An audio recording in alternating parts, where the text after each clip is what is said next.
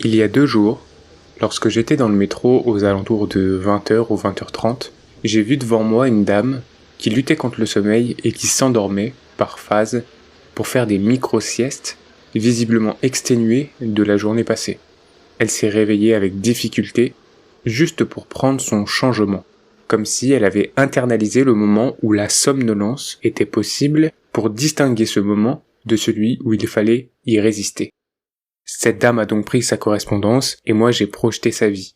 J'ai projeté sa vie en écrivant cette courte introduction que je suis en train de vous lire. J'ai projeté la vie de cette femme. On peut imaginer en effet qu'elle a réussi à attraper en courant un petit peu le prochain métro, prendre sa correspondance, puis qu'elle a encore fait une dizaine voire une quinzaine de minutes de transport pour arriver chez elle 45, 50, 55 minutes après, si l'on estime la moyenne francilienne. Arrivée chez elle, mariée, selon son alliance, elle a probablement salué sa famille, son conjoint, ses enfants, si elle en a, et ensuite il a fallu préparer le dîner, ou peut-être faire chauffer les restes, s'attarder à discuter pour savoir si les enfants ont bien fait les devoirs, si l'école s'est bien passée, et si le sport auquel ils sont inscrits a été aussi épuisant que d'habitude. Ensuite, s'enchaînent les classiques, le dîner, les corvées, les enfants au lit, la préparation du lendemain et puis enfin se poser sur le canapé et scroller sans fin sur le téléphone. Pour se lever le lendemain, 6h du mat, putain que c'est tôt, pour 1002 putain que c'est trop, comme le dit le SCH. Et on recommence. Métro, dans lequel on somnole. Boulot, dans lequel on s'ennuie. Dodo, trop peu. Métro, boulot, dodo. Métro, boulot, dodo. Métro, boulot, dodo. La rat race. L'enfer. C'est de cela que je vais vous parler aujourd'hui. Inspiration. Bon, mon intro, elle a été rédigée, le contenu ne l'est pas particulièrement. J'ai quelques points clés que je souhaite citer, que je souhaite évoquer. On va voir comment ça s'organise, et puis au pire, tu coupes au montage. Cette phrase n'a absolument aucun sens, je suis en train de me parler à moi-même puisque c'est moi qui fais le montage. Enfin bref. La question du jour, c'est de savoir est-ce que vous êtes heureux ? Est-ce que vous êtes heureux ? Et pour vous poser cette question, je vais l'aborder en parlant des aires clés de votre vie. Ce concept-là, je ne l'invente pas. Ce concept-là, je le tire d'un article de journal qui s'appelle « Use Strategic Thinking to Create the Life You Want ». C'est un article qui a été publié dans la Harvard Business Review. Pour ceux d'entre vous qui ne connaîtraient pas la Harvard Business Review, c'est un magazine qui est édité tous les mois, qui a été créé en 1922 et qui a attrait au monde de l'entreprise au sens large. Alors qu'est-ce que ça veut dire le monde de l'entreprise ? Ça veut dire tout et n'importe quoi. Ce magazine-là, il est connu comme étant référence pour parler de tous les sujets qui ont trait à l'organisation, le marketing, l'innovation, les sujets de carrière, de management, de leadership et aussi de stratégie, tout ça relatif au monde de l'entreprise. L'article qui m'intéresse et dont je vous parle, Use Strategic Thinking to Create the Life You Want, que l'on pourrait traduire, je vous le fais en live donc ça vaut ce que ça vaut, de l'utilisation de la pensée stratégique pour créer la vie que vous souhaitez. Pourquoi cet article il est intéressant ? On va y venir. Mais d'abord, on est obligé de donner crédit aux gens qui l'ont écrit. Les auteurs sont Rainer Strack, Susanne Dirst et Alison Bailey. Ces 3 auteurs de l'article sont tous plus ou moins affiliés au BCG. Le BCG, qu'est-ce que c'est ? C'est le Boston Consulting Group. Comme son nom l'indique, c'est un cabinet de conseil. Alors, j'ai absolument pas envie de vous parler des cabinets de conseil parce qu'il y a quand même plus passionnant que ça dans la vie. Cependant, je vais quand même vous expliquer très rapidement en quoi ça consiste. Le conseil, c'est un secteur dans lequel des entreprises généralement vont chercher des gens ailleurs pour pouvoir réaliser des projets soit qu'elles ne sont pas en capacité de faire parce qu'elles n'en ont pas les moyens matériels, humains, soit parce qu'elles n'ont pas les compétences pour le faire, soit parce qu'elles n'ont pas le temps, soit parce que ça les fait chier, très concrètement. Et donc, on a des entreprises qui vont chercher des consultants dans ces fameuses boîtes de conseil pour aller faire les projets que eux ont en interne. Ce sont finalement des prestataires de services et pour ça, les entreprises mais aussi les collectivités vont bien sûr payer les prestations en déboursant un certain montant. Bref, je vous la fais courte, les cabinets de conseil, il y en a un tas sur tout un tas de sujets, ça peut être sur de l'informatique, ça peut être sur les sujets environnementaux, ça peut être sur de la communication. Le fait est que le BCG fait partie des cabinets qui sont reconnus pour leur expertise sur les sujets stratégiques. Voilà, c'était la petite parenthèse pour vous présenter un peu le contexte. Maintenant, concentrons-nous sur les choses qui sont vraiment intéressantes et qui aujourd'hui vont nous porter dans cet épisode. Nous avons donc 3 auteurs qui ont l'habitude d'utiliser la stratégie et qui nous proposent aujourd'hui d'utiliser cette façon de voir les choses, ces modèles de pensée, pour avoir une approche que l'on pourrait qualifier peut-être de globale, d'un petit peu holistique. Je déteste ce mot, c'est un mot de pur consultant d'ailleurs. C'est pas grave, on va quand même l'utiliser pour avoir une approche holistique, c'est-à-dire une vision qui permet de mettre un peu de hauteur et de pouvoir traiter les sujets liés à la vie que vous souhaitez avoir. Bon, cet article, il est quand même relativement long, comme la plupart finalement des articles de la Harvard Business Review.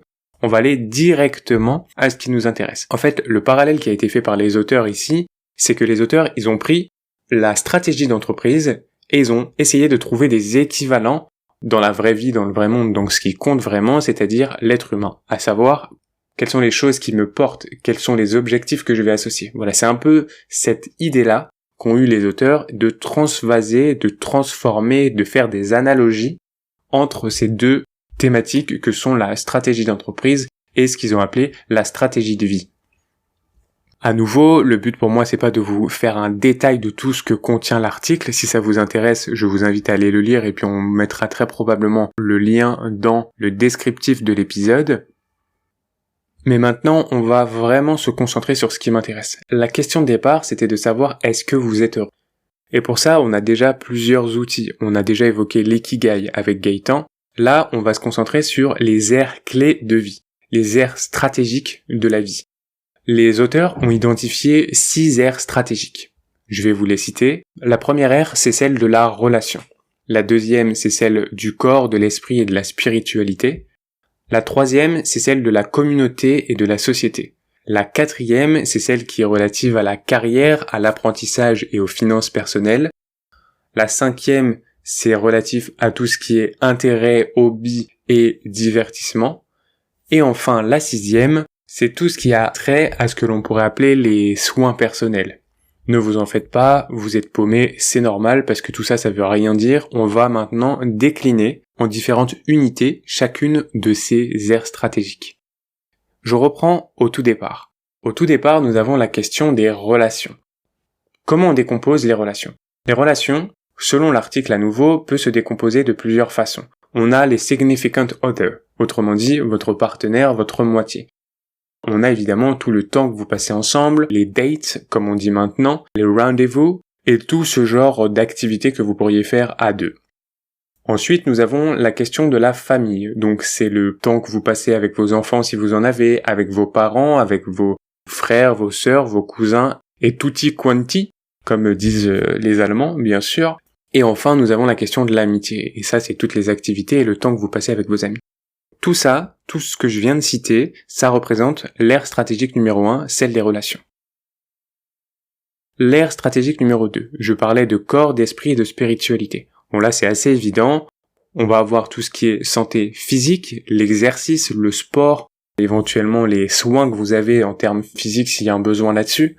De la même façon, on a tout ce qui a trait à la santé mentale et enfin tout ce qui est spiritualité, foi, pratique religieuse. La troisième ère, c'est la communauté et la société.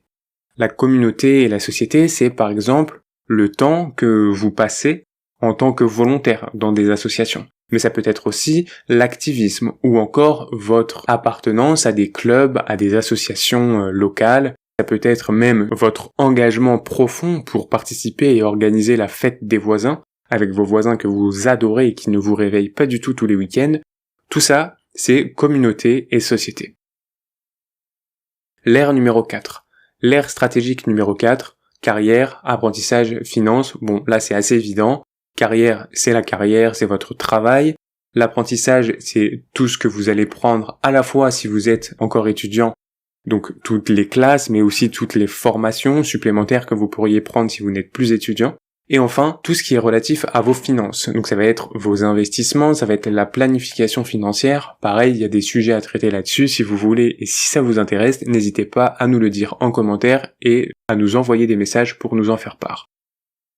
Ère numéro 5. Quelle est cette ère numéro 5 ? L'ère numéro 5, c'est tout ce qui est intérêt, divertissement, hobby. C'est-à-dire, est-ce que par exemple, vous aimez lire ? Je pense que vous avez compris que nous, bon, c'est un petit peu le cas, juste un petit peu.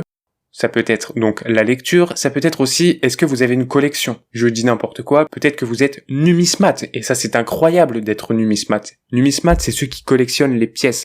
C'est-à-dire qu'il y a des pièces de 2 euros, parfois qui en valent 3000, et ça c'est incroyable. Donc peut-être que vous êtes numismate, peut-être que vous collectionnez les timbres, peut-être que vous collectionnez les pins, j'en sais rien, mais tout ça, ça va rentrer dans votre centre d'intérêt. Évidemment, dans tout ce qui est divertissement, on va avoir les divertissements aujourd'hui que l'on a en ligne avec tous les réseaux sociaux. N'oubliez pas d'avoir une consommation raisonnée de ces réseaux sociaux puisqu'il y a tout un tas d'inconvénients également. Donc on a tous les réseaux sociaux, on a évidemment la télévision et ce qui va avec, et on a aussi les jeux vidéo. Il faut pas oublier le divertissement dans le monde réel, avec toutes les vacances, les voyages que vous pourriez faire, évidemment les sorties culturelles, la participation à des événements comme des concerts ou encore des matchs de sport, ce genre de choses. Et enfin, on arrive à la dernière R, le personal care, que j'ai traduit donc de façon totalement arbitraire comme étant les soins personnels, qui se composent bien évidemment des besoins physiologiques premiers, que ce soit par exemple manger, dormir ou bien sûr le sexe, il faut le citer, ou encore les activités de la vie de tous les jours. Et là, c'est peut-être moins sympa, mais il y a tout ce qui est transport, il y a tout ce qui est entretien de la maison, même si certains adorent les trains, c'est ce qu'on appelle les ferrovipates, tant qu'on est dans les mots un petit peu originaux, les ferrovipates. Et je disais l'entretien de la maison, à savoir est-ce que vous adorez passer l'aspirateur ou pas. Je caricature, mais vous voyez l'idée, c'est tout simplement être dans un bon environnement en termes de logement, mais pas que. Je sais que j'ai beaucoup parlé jusqu'à présent, donc hop, on se réveille s'il vous plaît. Je résume, on a 6 R. Les relations. Le corps, l'esprit, la spiritualité. La communauté et la société. La carrière, l'apprentissage et les finances. Les centres d'intérêt, les hobbies, le divertissement. Et enfin les soins personnels. Maintenant que vous avez ces 6 R-là, revenons un peu à notre question de départ. La question de départ, c'était de savoir, est-ce que vous êtes heureux? Pourquoi je vous ai fait tout ce laïus pour savoir est-ce que vous étiez heureux? Parce qu'en fait, ces R, elles peuvent servir d'indicateurs.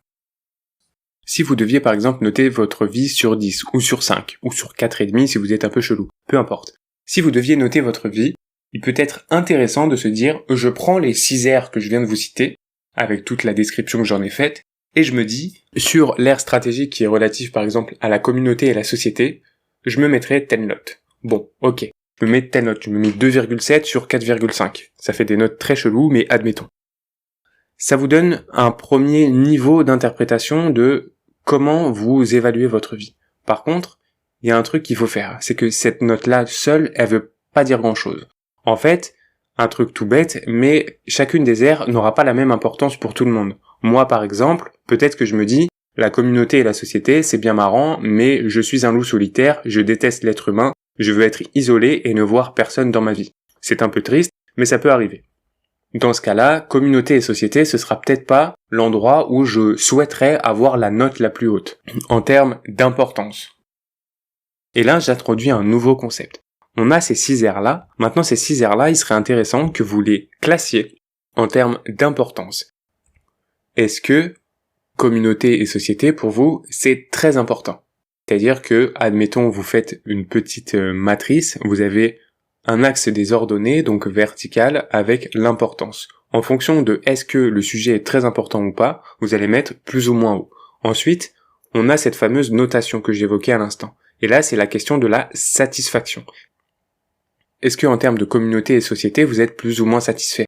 Donc là, vous allez me faire un axe horizontal, qui est l'axe des abscisses, et vous allez mettre la part de satisfaction que vous avez dans votre aire stratégique que vous avez choisi de placer. Et à partir de ça, vous avez finalement un peu une vision de chacune des aires, que vous pouvez d'ailleurs décomposer en fonction de chacune des unités que je vous ai données. Vous avez chacune des aires qui sont placées sur cette petite matrice et qui vous dit est-ce que vous êtes très satisfait ou pas d'une certaine aire en fonction de son importance et de l'importance qu'elle a pour vous.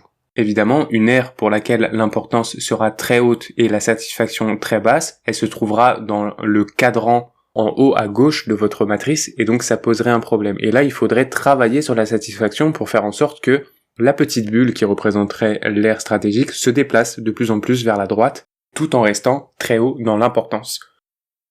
Bon, je pense que c'est clair et que vous avez compris ce que je veux dire. Si je le répète de façon beaucoup plus triviale, vous faites un carré, et le carré, vous le barrez. Donc ça vous fait 4 petits carrés qui composent votre gros carré. Et à partir de ce gros carré, vous mettez des petits ronds en fonction de est-ce que c'est très important ou pas sur l'axe vertical et est-ce que vous êtes très satisfait ou pas sur l'axe horizontal. Voilà. Et donc vous placez chacune des petites bulles dans les petits carrés qui composent votre gros carré. Bon, tout ça c'est très beau, on est en plein cours de géométrie, on parle de ronds, de carrés et tout ce qui va avec. Faites attention parce que je suis à 2 doigts, mais vraiment à 2 doigts de citer le cosinus et le sinus. Trêve de trigonométrie, passons à l'élément suivant. C'est pas toujours évident d'évaluer la satisfaction que vous pourriez avoir sur une aire donnée.